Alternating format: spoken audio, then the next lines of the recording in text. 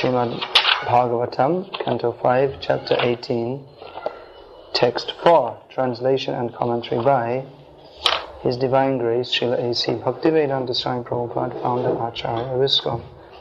Vadanti Vishwam Kavayat Smanashvaram, Pashanti Chadhyatma Vido Vipaschita, Tatapi Mohyanti Tavaja Mayaya, Suvismitang Krityam Ajang Nato Smitam. Yes, silk is pure.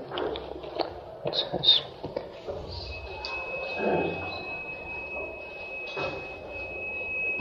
O unborn one, learned Vedic scholars who are advanced in spiritual knowledge certainly know that this material world is perishable, as do other logicians and philosophers. In trance they realize the factual position of this world, and they preach the truth as well. Yet even they are sometimes bewildered by your illusory energy. This is your own wonderful pastime. Therefore I can understand that your illusory energy is very wonderful, and I offer my respectful obeisances unto you. This is a verse spoken by Bhadrashrava, who is the ruler of Bhadrashvavarsha, who is offering obeisances to Hayashirsha, Hayagriva avatar.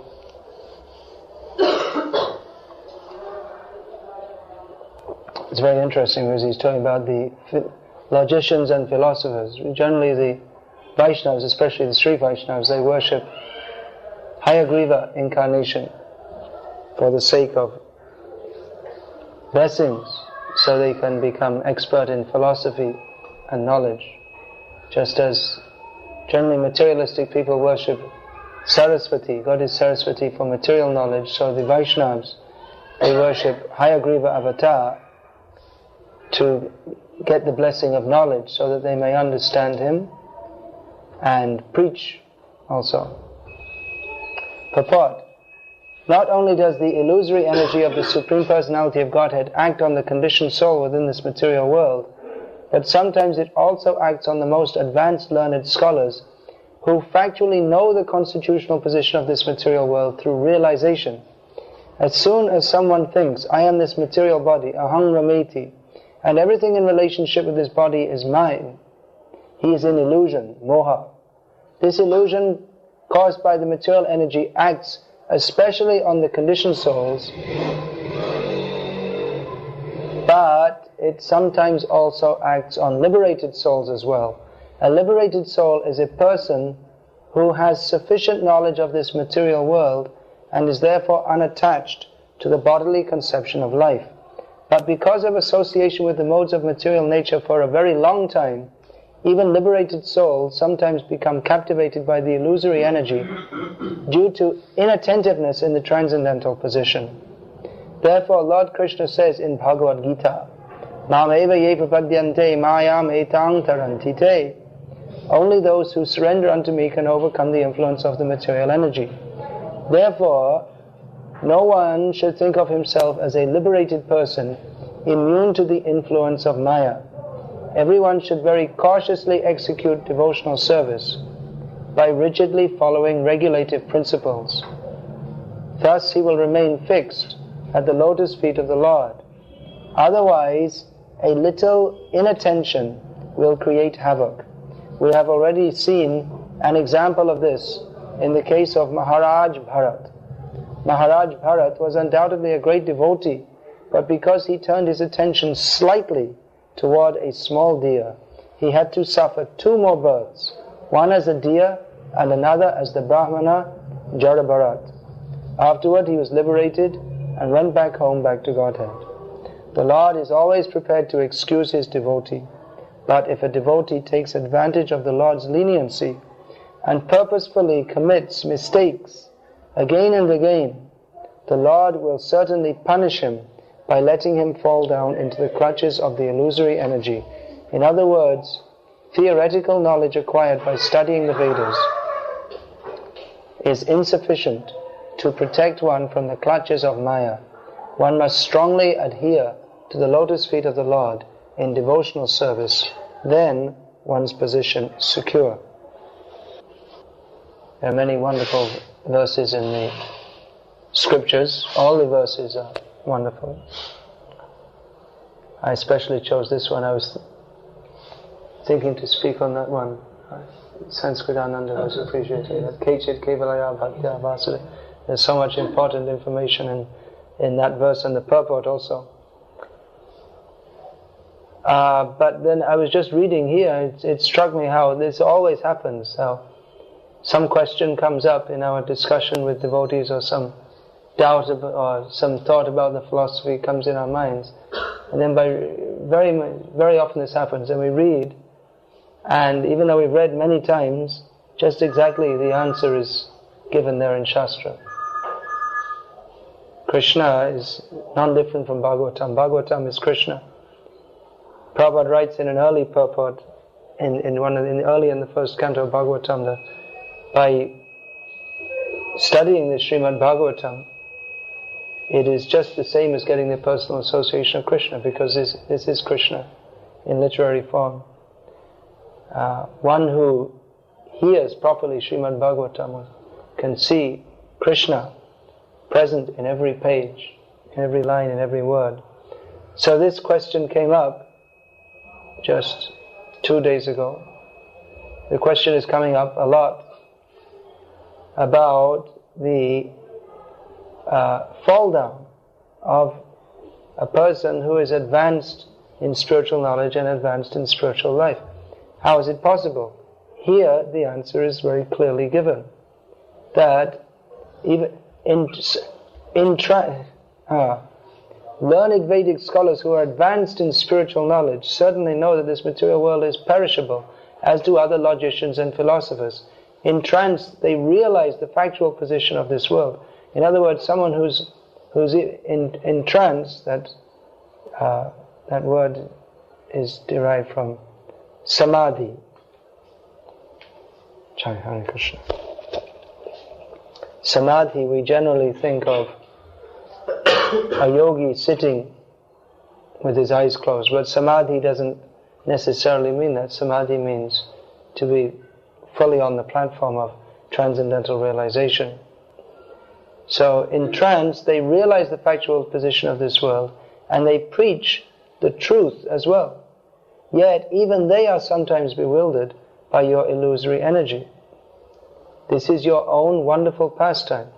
Therefore I can understand that your illusory energy is very wonderful, and I offer my respectful obeisances unto you. In Bhagavatam we also find that even Krishna finds his own Maya is very wonderful. Is amazing how Maya acts. When all the cowherd boyfriends of Krishna entered Aghasura's mouth, then Krishna was amazed. They're all in Maya. How could they do that?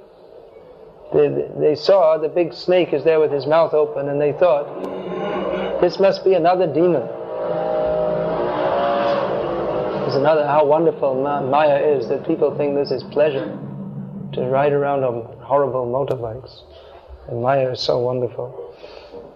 So the Aghasura demon was there with his mouth open, and all the cowherd boys were discussing among themselves, this is another demon come to kill us. He wants us to enter his mouth. Okay, let's go, let's have some fun. Krishna will protect us. So Krishna was amazed. Who will walk into the mouth? If some huge snake is there, we can't even imagine such a big snake. Who will walk into his mouth? Who will do such a thing? And they did. So Krishna was amazed at the activity of even Krishna was amazed at the activity of his own Maya. Now, Prabhupada writes in the purport that illusion caused by the material energy acts especially on the conditioned souls, but it sometimes also acts on liberated souls as well. Conditioned souls, they are covered by Maya's potency in the form of avaranatmika shakti. That means everyone is covered by Maya. Everyone is thinking, I am an illusion. Everyone is in the illusion of thinking, I am this body. But there is another phase of Maya for catching those who are already getting free from her clutches. Prakshepatmika Shakti, which Prabhupada described. It says avaranatmika means literally covering, covering. Avaran means covering. But Prabhupada described Prakshepatmika Shakti as throwing potency. When you come out, she get back, throw you back. kick you back. So, how is it possible that Maya can act on a liberated soul? Because liberated means he's liberated from thinking, I am this body and everything in relationship with this body is mine. Prabhupada describes, what is the meaning of a liberated soul? A liberated soul is a person who has sufficient knowledge of this material world and is therefore unattached to the bodily conception of life. But, here comes this but, important but. Because of association with the modes of material nature for a very long time, even liberated souls sometimes become captivated by the illusory energy due to inattentiveness in the transcendental position. So even in the transcendental position, one has to be careful. Transcendental position means to be engaged in Krishna's service, to be free from attraction to this material world. But we are in the material world, and we are living beings, we're not dull stones. So as long as we're surrounded by the material atmosphere, we're in a dangerous position. Therefore, if we're not careful to maintain our transcendental position, then there are two things. Krishna Surya Shama, Maya Hoy Andhaka. Jaha Krishna Taha Nahi Maya Ratika. Krishna is like the sun. Where there is sun, there is light. Where there is no light, there is darkness. So either you're in Krishna consciousness or you're in Maya. Of course there are shades of grey also between the blackness of Maya and the darkness of Maya and the light of pure Krishna consciousness. There are shades of grey, but basically, what are those shades? Those shades mean, the shades of grey means someone is partially in Krishna consciousness, but he's also affected by the illusory energy of Krishna. Therefore, even in the transcendental position, someone should be most attentive. Therefore, no one should think of himself as a liberated person immune to the influence of Maya. As soon as someone thinks, I'm liberated, then he's got a lot of problems.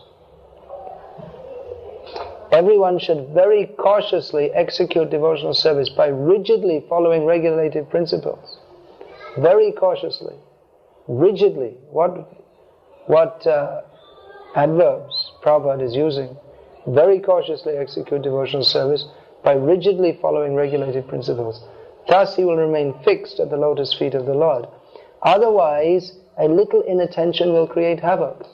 And the example is given here of Maharaj Bharat, who was following the regulated principles very carefully, but even he had a little inattention and it caused havoc. Now what was the situation of Maharaj Bharat? That's already described here. Let us just consider what a great devotee he was, according to this description of Bhagavatam.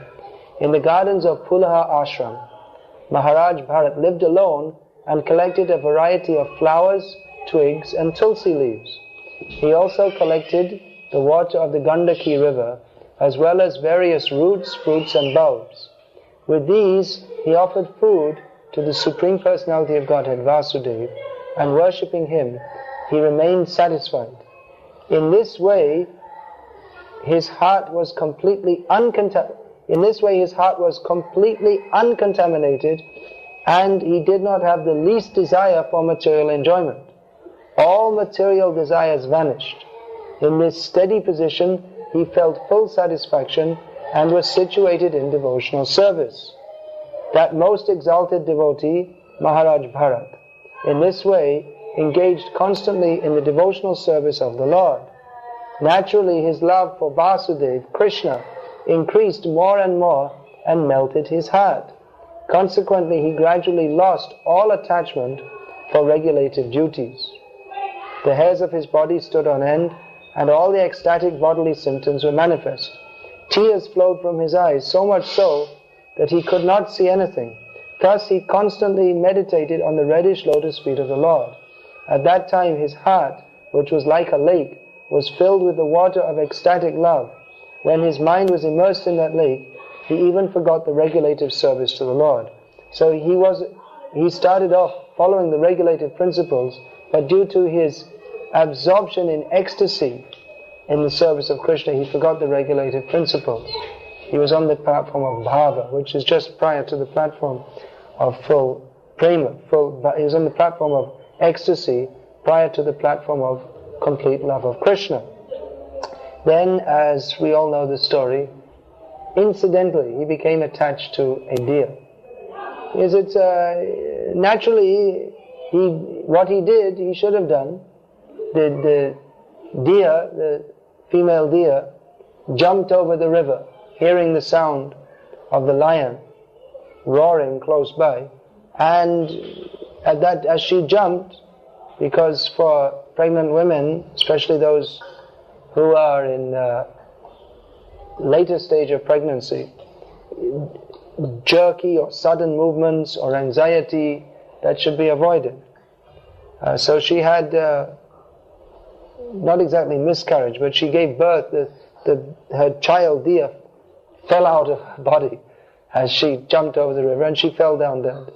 So Maharaj Bharat, naturally, he saw the deer, the child is just born, floating in the water, he took out, and there's no one to look after.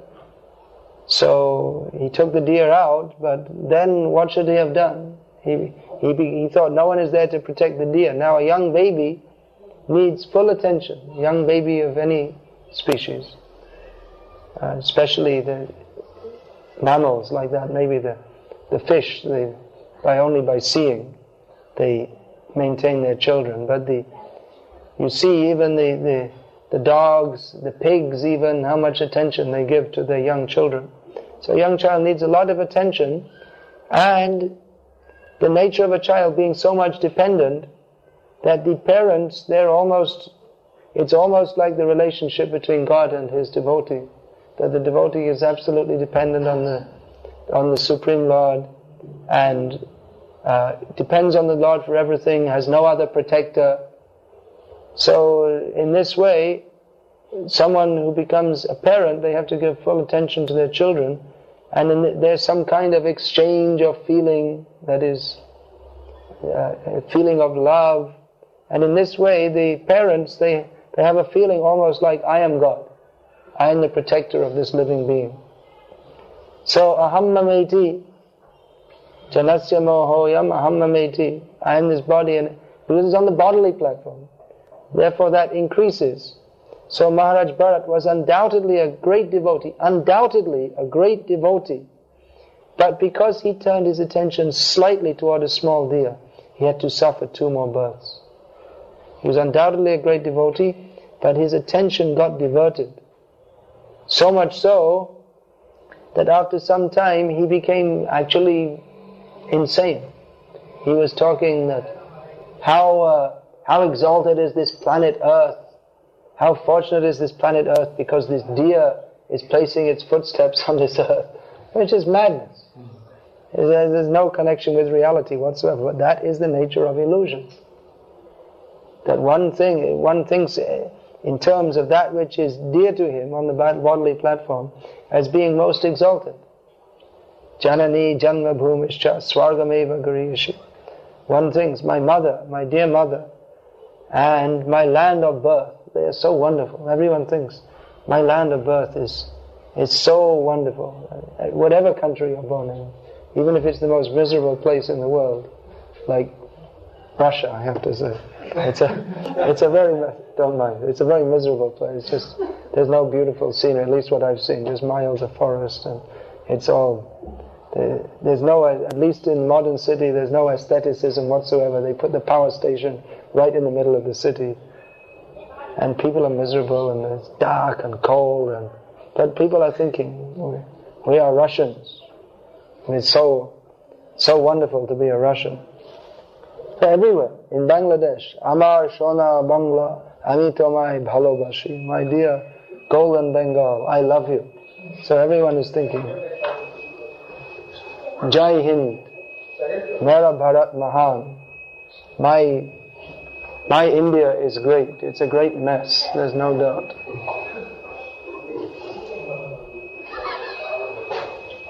Mera Bharat Mahan, Garv se kaho, hum Hindu hai. Say with pride, we are Hindus.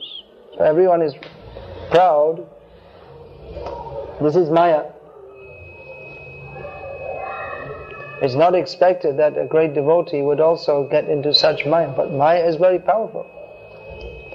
Even Even a great devotee, Maharaj Bharat was undoubtedly a great devotee, but he fell into Maya. Now how can that happen? The Lord is always prepared to excuse his devotee, but if a devotee takes advantage of the Lord's leniency and purposefully commits mistakes again and again, the Lord will certainly punish him by letting him fall down into the clutches of the illusory energy. Now still it's seen in the case of Jar Bharat that even though Krishna, he didn't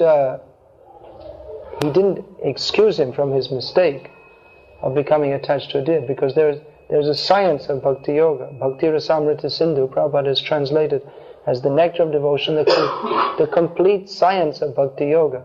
It means there are certain principles that if followed, you progress, and there are certain principles that there is that which is favorable for devotional service and that which is not favorable. Therefore, anukulyasya sankalpa pratikulyasya varjanam. We should understand that which is favorable for advancement, and we should understand that which is not favorable, and we should act in such a way. So it's a science, it's not simply a sentiment. If you act in a certain way, then you become advanced.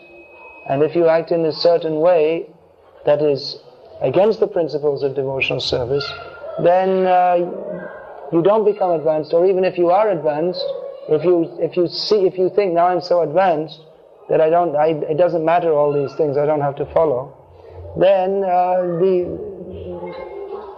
you lose your advancement. Krishna, he doesn't allow that you can. In the Bible there's a saying, it's translated as this, that God, he is a jealous God. I was always wondering what that meant. I heard that at school. What does it mean he's jealous?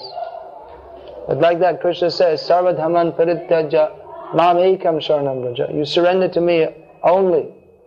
He doesn't like that you worship demigods. What to mention worshipping a deer?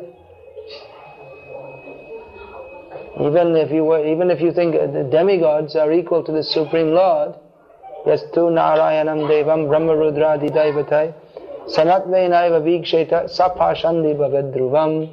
Even if you think a great demigod like Brahma or Shiva is equal to Lord Narayana, then you are pashandi, rejected, rascal, bogus, demon. What's the word? How do you say pashandi in English? Atheist, badmash, rascal.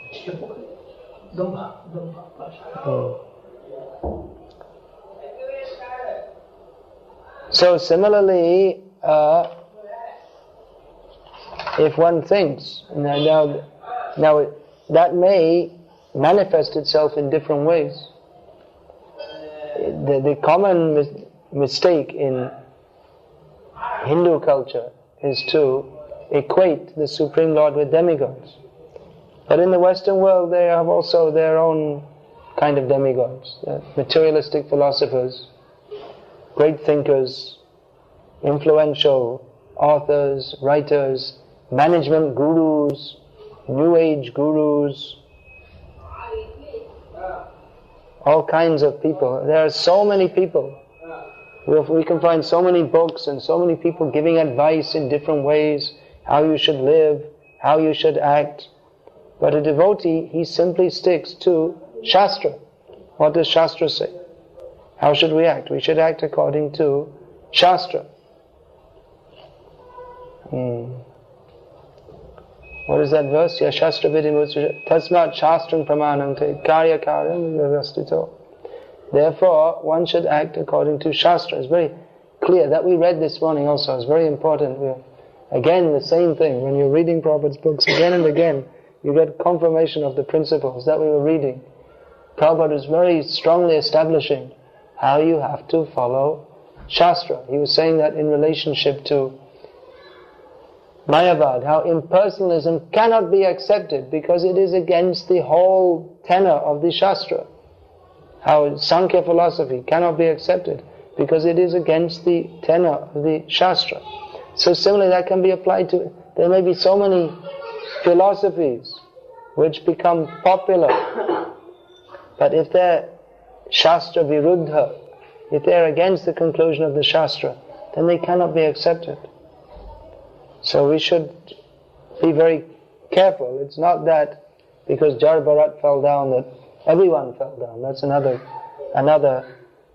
misconception which is coming up, which is also against the Shastra, because Krishna says in Bhagavad Gita, this is the Shastra, that Bahavo Gyana Tapasa Putamad Bhavam Agataha, that many persons in the past, Krishna says, many persons in the past became purified by knowledge and tapasya, austerity, and came to me. So it's not that everyone has to go away, but that requires also proper understanding to remain faithful on the path of devotional service, as Krishna also says in Bhagavad Gita, Ashadadhana Purusha Dharmasyasya Parantapa Aprapyamang Nivartante Mrityu Sangsara Vartmani. Those who do not maintain their faith in devotional service, they do not attain me. They come back again to this material world. So one has to maintain his faith through everything. Again, this morning we were discussing the Pandavas, how they went through unbelievable difficulties. I mean, really, who could tolerate so many difficulties, one thing after another? Even one thing, if you went through, that would shake you up for your... One thing that they went through would shake anyone for their whole life. But if their brother was poisoned, or they were all supposed to be burned alive, even then, Yudhishthira, he was so liberal-minded. He was always open to Duryodhana and always willing to think the best of him. Even the Kauravas, they were all arrested by the Gandharvas, but Yudhishthira and Bhima thought, great, this is wonderful. They're all arrested by what we could have only achieved with much difficulty, the Gandharvas have already done for us. They arrested all the Kauravas, because the Kauravas insulted Gandharvas. But Yudhishthira said, no, they are our brothers. We should fight with the Gandharvas and free them. Yudhishthira was so open-minded. He went through so many difficulties. But the Pandavas, they never even slightly gave up their faith in Krishna. They had complete faith in Krishna throughout everything. And even at the end of, when they'd been through so many difficulties, right, even after the battle of Kurukshetra, again, Ashwatthama, what a horrible thing. After the battle was over, he went and whoever was alive, practically, including all sleeping, he killed them all in their sleep. Unheard of. No one could imagine such a thing. And then, even then he wasn't satisfied. He threw a Brahmastra to destroy Parikshit. He's such an envious person. But despite such difficulties, which are practically unheard of for anybody, Kunti Devi was praying that let there be difficulties because we want to remember you. We want to remember you, Krishna. There's an interesting point that Ashwatthama, he is still alive on this planet. And even he, the most wretchedly behaved person, he is now performing tapasya in the Himalayas. And after some time, he will become one of the rishis, one of the Sapta rishis. So even such a person can become purified. So at this point, we should remain faithful on the path of devotional service. And careful also. We should have faith in Krishna, that whatever is happening, we may not be able to understand.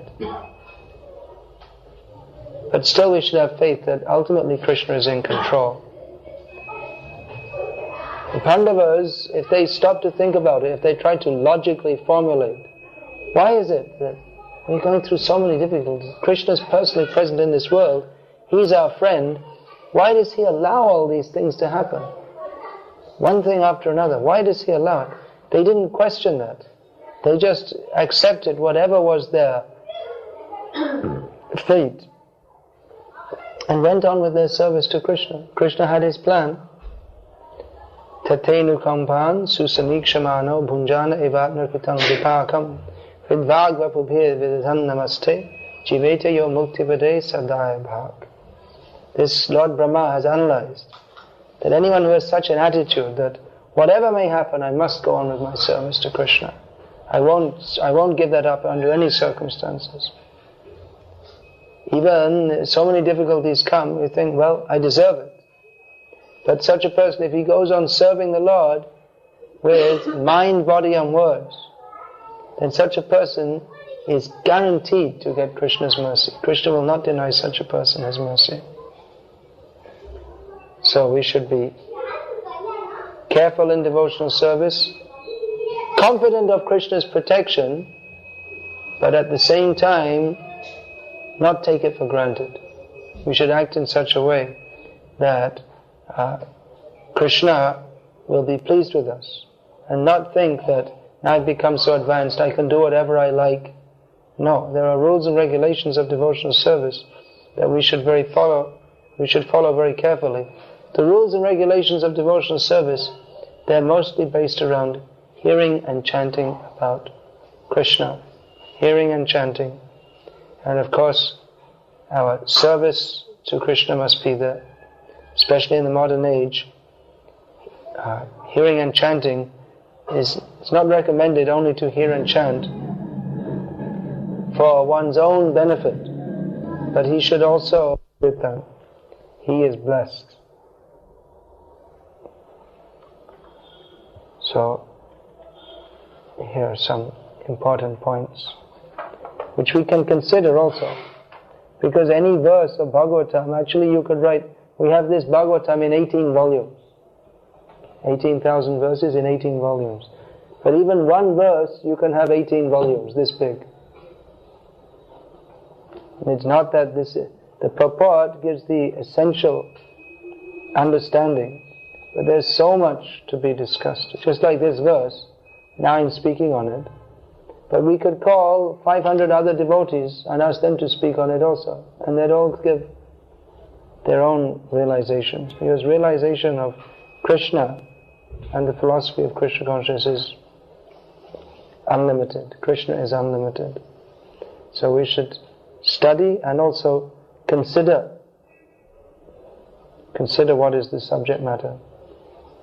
In this way, keep our attention focused on the goal of life, which is to attain to the lotus feet of Krishna. And even if we are advancing or advanced on the path of attaining the lotus feet of Krishna, we should still be very, very careful.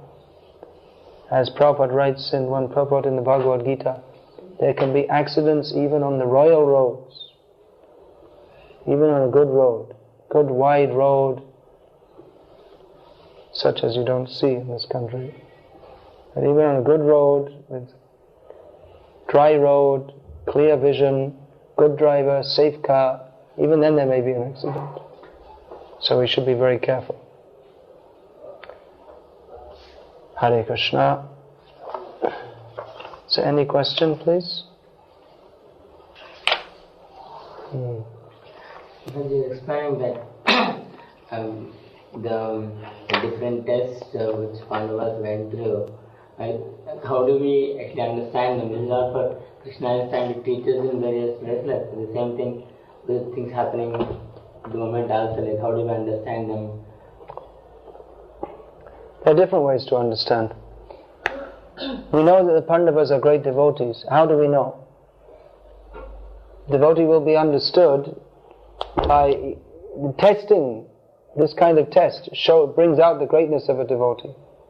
Otherwise, how will you understand how much they're attached to Krishna unless that's shown? Anyone may say, I love Krishna, but that will be seen. If someone, even in the midst of tremendous difficulties, never gives up their faith in Krishna, then it will be actually seen how great a devotee he is. Prahlad Maharaj, how can you know how great a devotee he is? Because he kept steadily his faith in Krishna, wasn't disturbed, even when anyone else would be absolutely disturbed. He remained undisturbed. So that's one reason. Another reason is, as Kunti Devi herself said afterwards, please give us more difficulties. If there are difficulties, we remember you more. There are different reasons also. That Krishna was just of course, all this takes place within the kaleidoscope of Krishna's pastimes. So there are so many pastimes Krishna had to perform. So certain things were needed, certain arrangements were there by Krishna's external energy acting under the direction of Krishna's internal energy, arranged so many things for Krishna's pastimes. Otherwise, if nothing happens, if just everyone sits down and gets up in the morning and eats some idlis and goes back to sleep again, then where is the Leela of Krishna? It has to be something exciting.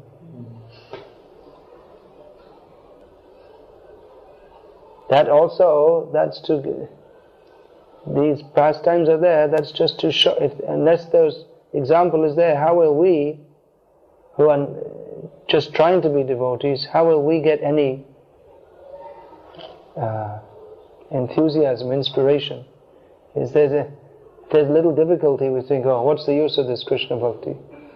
But then if we see how the Pandavas, they went through so much more difficulty than us, because the material world is such, it's full of difficulties.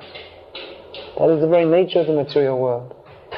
So the example in the lives of the great devotees, practically all the devotees you read about, Dhruv Maharaj, Ambarish Maharaj, they all went through so many difficulties. So their lives are recorded to give us enthusiasm, to give us inspiration, to give us confidence, to give us determination, to follow in their footsteps.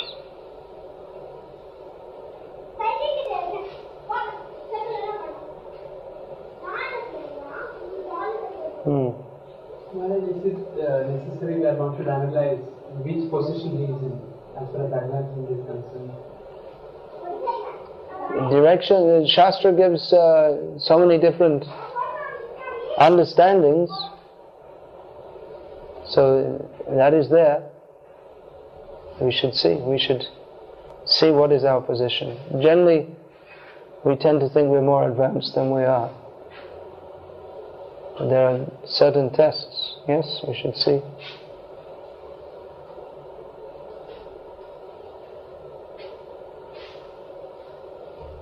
At the same time, a devotee shouldn't be overly disappointed if he's not advanced as he would like to be. On one hand, he should be praying to Krishna, please help me to make more advancement. On the other hand, he should have confidence that if I simply stick with this process, Krishna will help me. Not become disappointed. And not think that because I've been practicing so much time and still I have so many anarthas, unwanted things in my heart, therefore become disappointed and go away. I think it's hopeless. No, there's always hope. In English there's that saying, well, there's life, there's hope. So as long as there's any life of Krishna consciousness, there's hope. Krishna will help us. That again, faith in Krishna. Krishna will help us.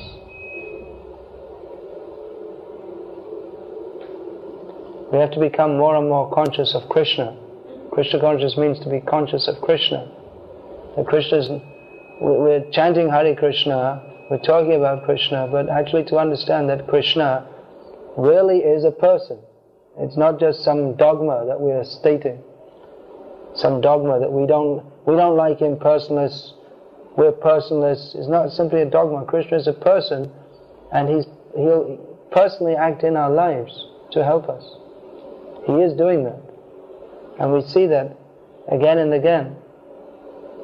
How did we ever come to this Krishna consciousness in the first place? Because of Krishna's helping.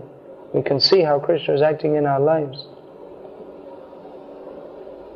If we surrender to Krishna, Mameva ye prapadyante, mayametam tarantite. If we actually give ourselves to Krishna or make some endeavors in that regard, then Krishna will help us. We should be conscious, see Krishna's hand in everything. How Krishna is helping in so many ways.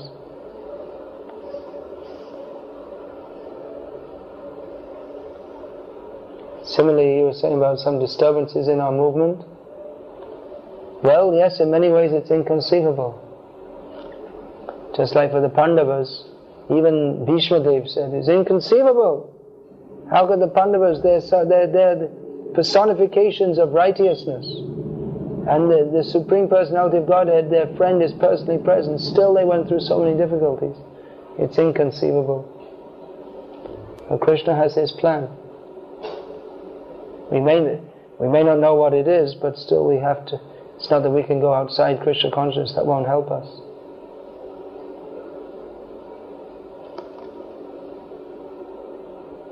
Anything else? Any other discussion on this point? So they will come and Ramarajya will be there. Are you hopeful the world will change? There will be any... We're hopeful, yes, but not simply hope. You should do something also. You should act in such a way that Ram will be pleased. Then Ram will like to come. But if we want to smoke, drink, watch nonsense videos on TV, then why will Ram come? We have to do something to invite Ram to come. Therefore, we have the Krishna consciousness movement that is meant for creating an atmosphere of the spiritual world.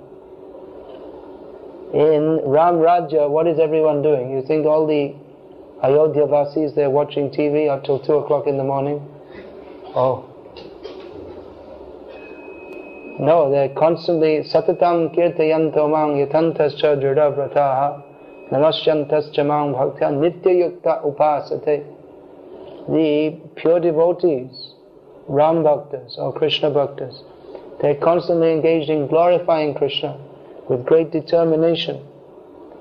They are Nitya Yukta Upasaks. They're always engaged in the worship of Krishna or Rama. So, if we do like that, then Ram Rajya will automatically be there. But we can't expect that we will have Ram Rajya and he will come and sort out all our problems. And we will go on simply enjoying life in a sinful way. That's not possible. In the modern age, Lord Ram has come as Chaitanya Mahaprabhu and is preaching, chant Hare Krishna. Nam hoite hoy sarva jagate anishta. Kali kali nam rupe Krishna avatar. Nam hoite hoy sarva jagate anishta. Krishna has come in this Kali Yuga in his Nam Rup, form of the name. You have to chant Hare Krishna. Then the world can be delivered. So you should chant Hare Krishna. Now is Kali Kal. Means a very bad time. This will last how many years? This Kali Yuga, it will last for another 427,000 years. Then it will be finished, but then it will come again. It's always coming again and again. And even Kali Kal is a very bad time, but even the Satya Yuga, it's all inauspicious. The whole material world is inauspicious. Even any situation in the material world, it's all inauspicious. What is the nature of the material world? Janma Mrityu Jaya Vyadhi. So we say Ram Rajya, but the real Ram Rajya is in the spiritual world, where there's no birth, death, old age and disease. So this material world by its very nature is inauspicious. Usually we see written outside the office or the shop, Shubh, Labh. But in this material world, everything is Ashubh. Shubh means we will be happy, we will be healthy, there won't be any quarrel in the home. And Labh means we shall have enough money to enjoy. But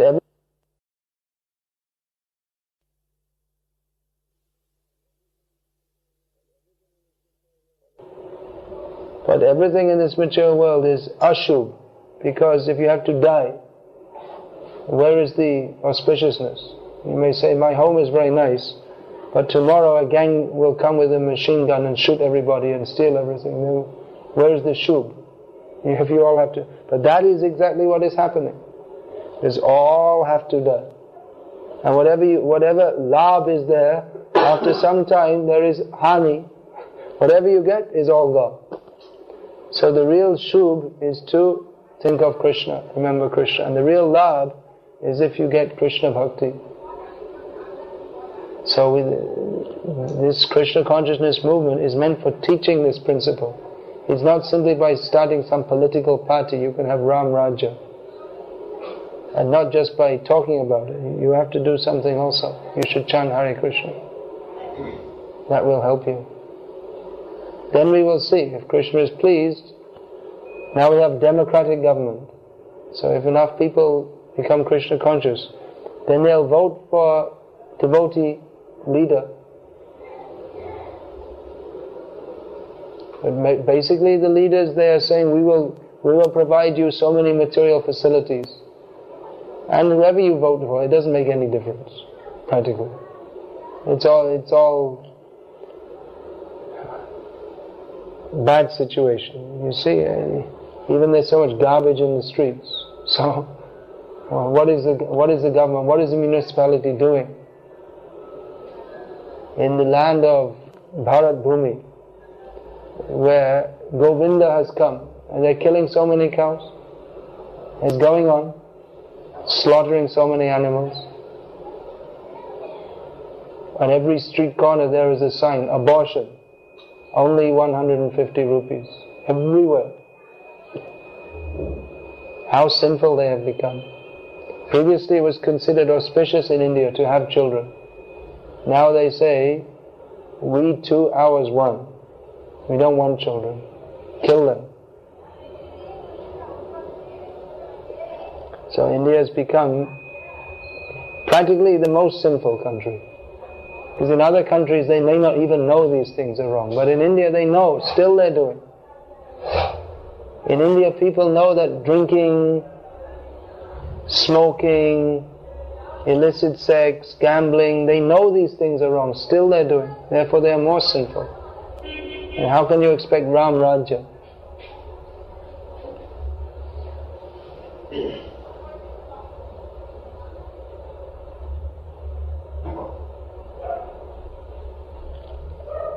So start with yourself. Chant Hare Krishna.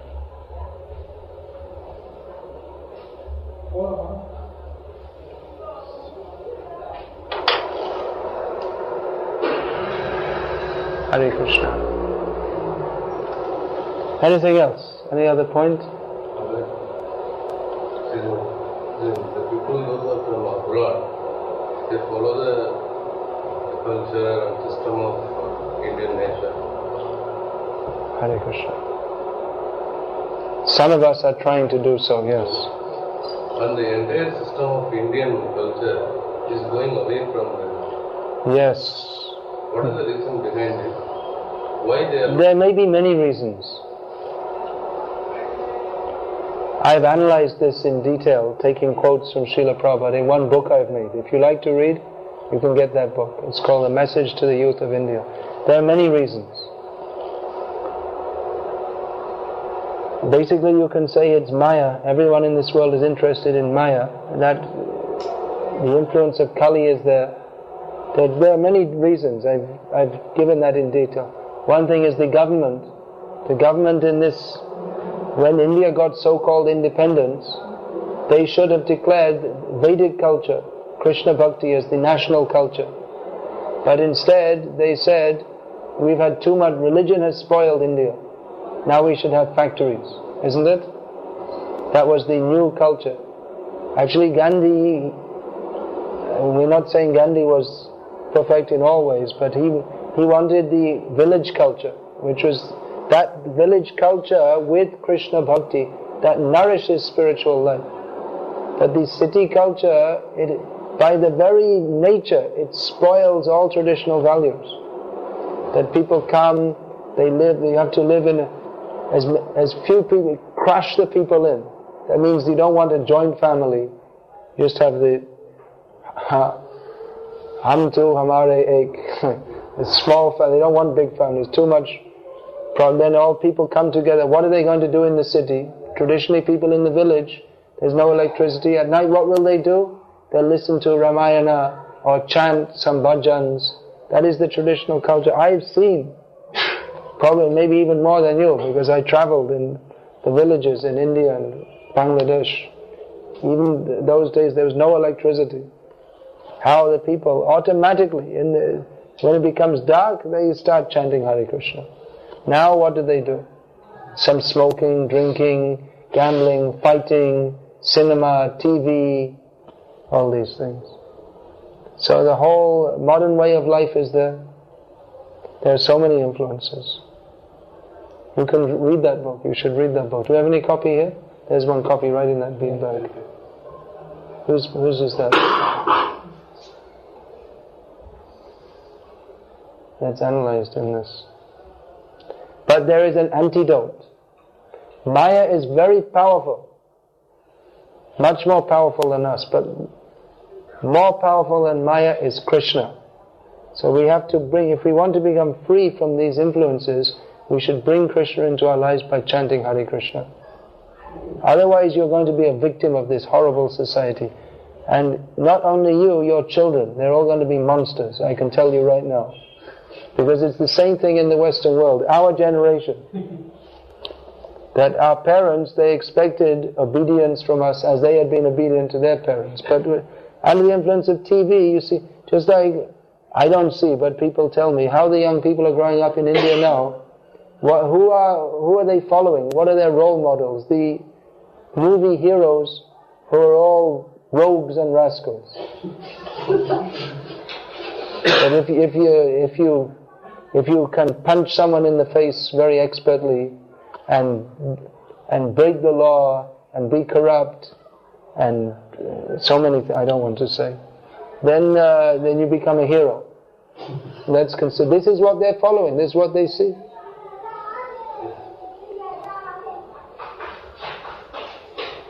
So don't expect that your children are going to be. You have children and you go to the Purohit and get some blessing, and they're all going to be savages, because the modern life, it's concrete jungle. The city is called concrete jungle. It's more dangerous than the jungle. The jungle with tigers and lions, that's dangerous, but the city is more dangerous. You see, the cities now in the West, if anyone goes out at night in New York City, they must be crazy. Either they're a rogue or they're crazy. Because if anyone's not a rogue, he'll be attacked by the rogues.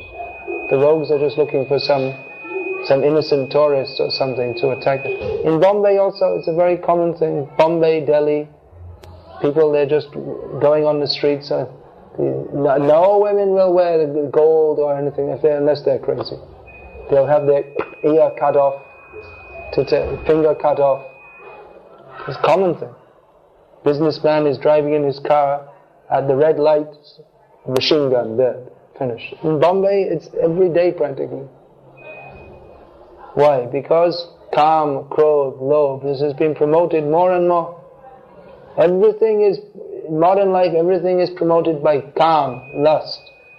To sell toothpaste. What is toothpaste? That's just to brush it, just to get your teeth clean.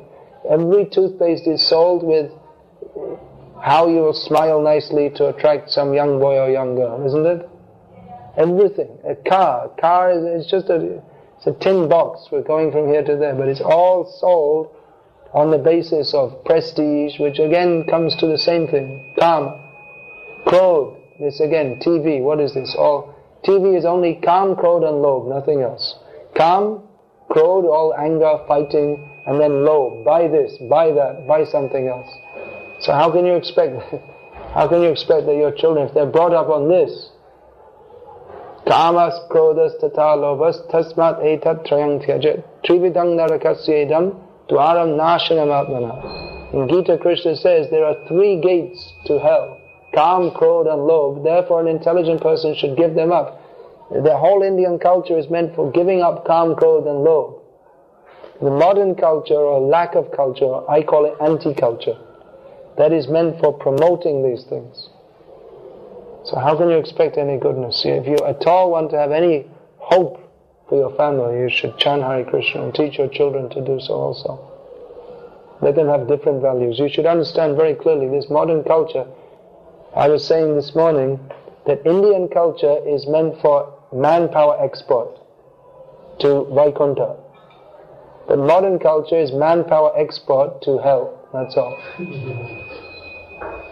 Really, it's not only, they're not only to hell in the next life, but even in this life, it's just like hell. In the city, there's so many horrible noises and bad smells and violence, crime. How can we develop it there? What do you mean by development? Do you think development means to have more stinking factories to pollute the whole atmosphere? What are your needs? Roti, kapra, makan. That is provided by nature. Real development means to develop your consciousness.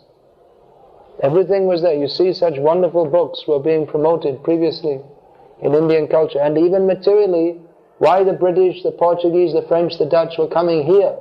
Why? They weren't coming for this, for Srimad Bhagavatam. They were coming because India was rich. With the Arabs, the Persians, the Turks, they're all coming here. Why? Because India was rich by following her own culture. Even materially, you won't be bereft. There's a big illusion that you have to develop factories and machines, and then that is development. But what development? Previously, all the women in India, men also, used to wear so much jewelry. Now what have they got? Some plastic bangles. So what is that? How is that development? Now they have this plastics, nylon saris, and if they're cooking, finished immediately. That's considered development. Is that actually development? Even materially not development, and spiritually degraded, and become degraded. So that's a big illusion. Industrialize or perish. That was the slogan in the 1950s. Industrialize or perish. So they industrialized, the whole culture is perished. They industrialized, then they perished. Unfortunate. India is the most unfortunate country because they had greatest culture and they're simply thrown it out, rejected. Now so many people from around the world are looking to India for spiritual leadership, as they know, because this modern way of life is producing so many problems. It's absolutely unnatural to live in cities with water coming in pipes and electricity and everything, machine. You live in some building on the 50th story, you have to go up by some machine. It's completely unnatural. No space. Simply everyone's crammed in some little... I've seen in Bombay, rich people, they live in such tiny apartments, and this is for the rich people. And you go in the toilet and you can hardly close the door, there's no space to move. Really, it's like that. And they all have big dogs barking so no one can sleep at night.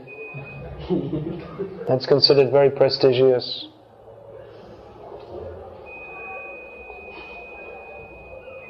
Such a good culture they had.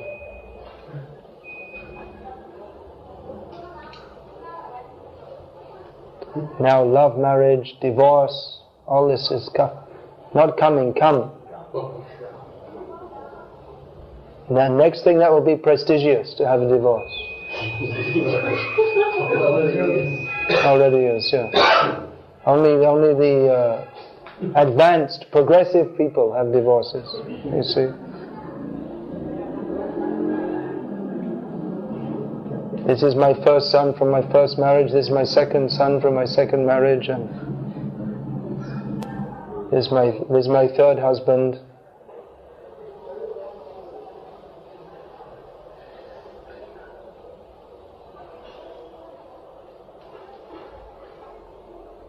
I wrote another book about traditional Indian culture, if you like to see that also.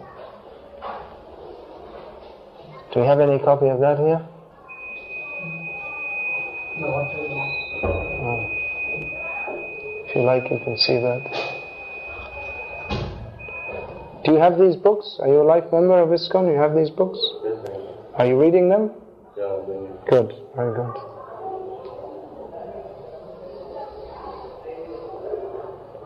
what step the ISKCON people can take to involve more youth in this movement? Because we have some problem. You sure do. You have lots of problems with the youth, with the middle-aged people, with all the people. Yes? Some middle-aged students from the schools or colleges, they are more interested in coming for this organization, this consciousness, because they accept. But yeah, they're interested. The elders in the house, they are not telling that Krishna is only the God. See, we are following all demigods. Yeah. See how sometimes the students, they are not allowed to come this organization also, because Maybe, yeah. there will be ISKCON is promoting Krishna consciousness. Krishna is only for North India, not for South India. That's another Maya. Another thing also they are telling. There are so many ways to avoid Krishna, with so many different things. Some elderly, oldest people, about 65, 70 years people are so telling, why we want to follow Krishna consciousness? There are so many, they are telling about the philosophy that you take example of Lord Shiva. Krishna praying for Lord Shiva, and he is giving all this and that things. So you are telling about Krishna, the supreme personality, but I have to follow the Krishna, Lord Shiva. Definitely, if we preach Krishna consciousness, there will be others who will preach other things. But we are following Shastra. We are not, just because there's someone who's 65 years old says something different, does it mean we should follow? Is there any logical reason why, because if someone happens to be 65 years old, we should listen to what they say? Rather, we should take knowledge from those who are knowledgeable in knowledge of the truth. Tattvadarshi, tadviti pranipatena, pariprashnena sevaya, upadakshanti te jnanam, jnaninas tattvadarshina. We should approach those who are tattvadarshi to understand what is the actual truth. And those who are tattva adarshi, those who have not seen the truth, they will say, everyone thinks I am tattvadarshi. Everyone thinks I know what is best. So those who do not follow Guru, Sadhu, Shastra, they will also give some opinion. Someone will say you should worship so many gods. Someone will say, why do you worship any gods? There's no God. There's some newspaper there that says, Sachin Vandanam or something like this. I think it's in Telugu, Vandachi or something like this. We should worship Sachin. That means this guy, for his expertise in hitting a ball with a piece of wood. So many people have so many different theories, but we should follow what Shastra says. In South India they say, why follow Krishna? Krishna is a North Indian god. In North India they'll have another excuse. They'll say, this is an American organization. In America they'll say, why you follow this? This is Indian. There are so many excuses. There are so many excuses.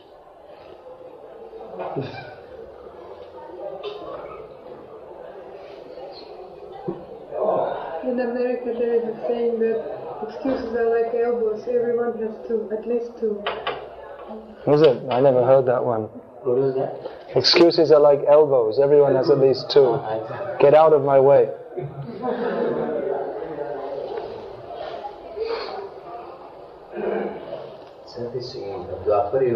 Why don't you go get a few books?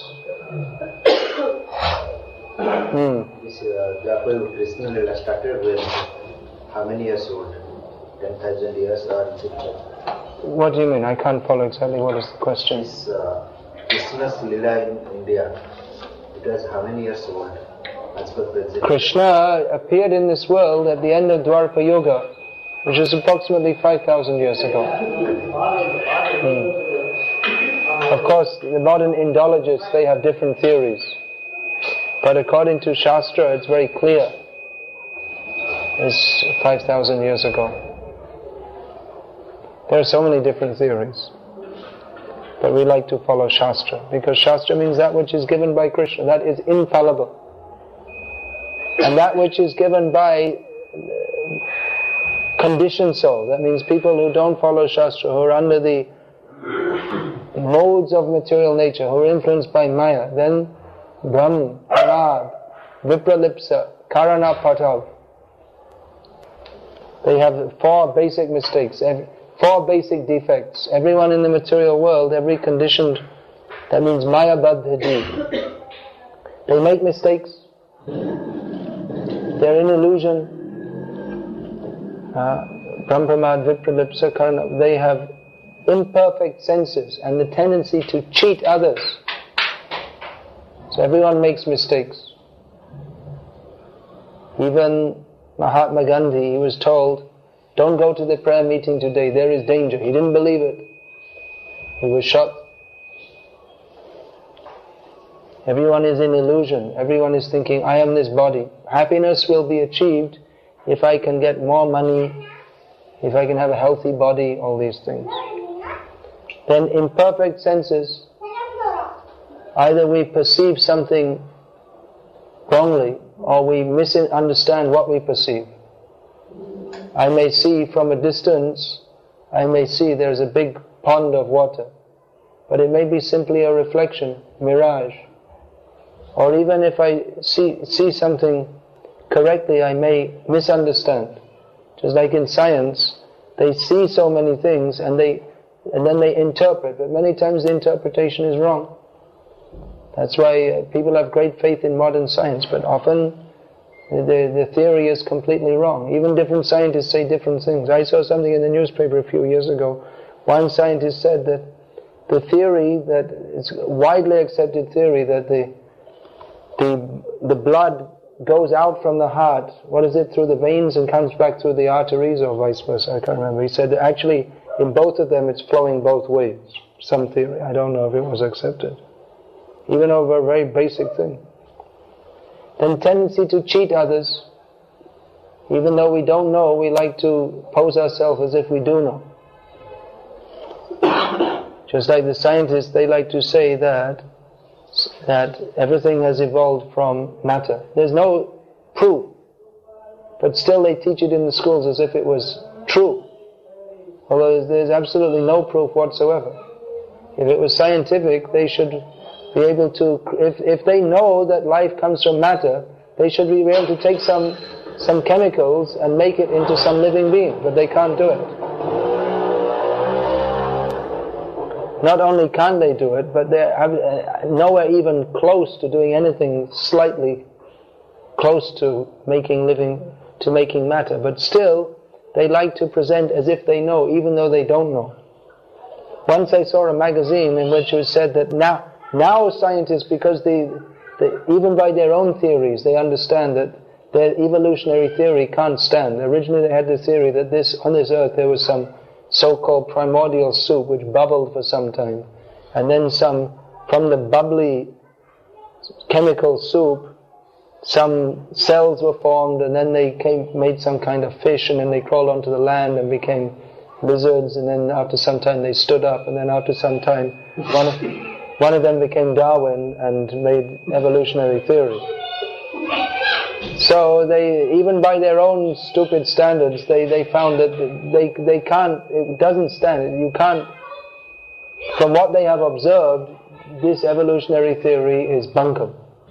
So in this magazine I saw, it said that now scientists believe, very scientific, believe, that life arrived on Earth by meteorites. Meteorites. Now science, this is the first sentence, and then the whole big article, several pages in the magazine.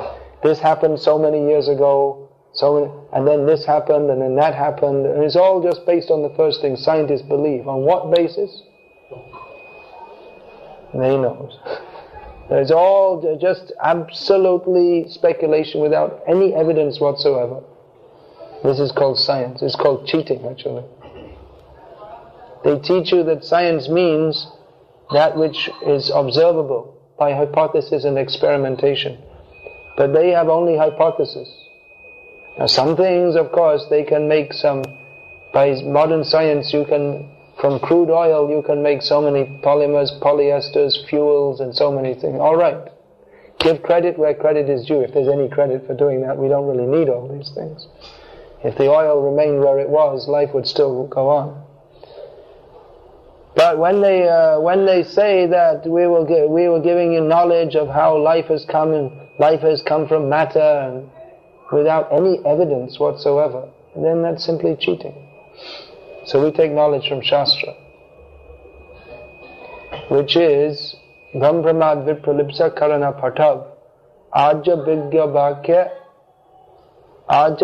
Bhakya Nahi Dosh Shab. Those who are advanced in transcendental knowledge, they don't have these defects, because they take knowledge from Shastra, free from these defects.